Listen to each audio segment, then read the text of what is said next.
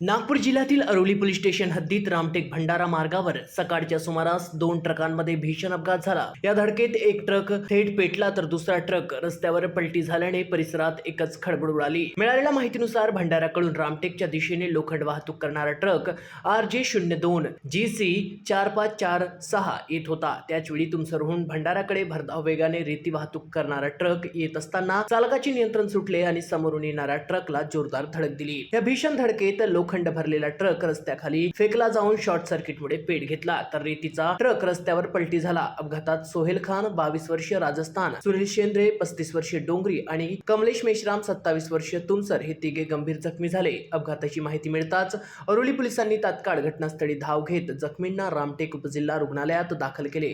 मात्र प्रकृती गंभीर असल्याने तिघांनाही नागपूर मेडिकल रुग्णालयात हलविण्यात आले। सध्या या प्रकरणाचा पुढील तपास अरोली पोलीस करत आहे। महाराष्ट्र T24 करिता गौरी गणेश बोरकर, अरोली।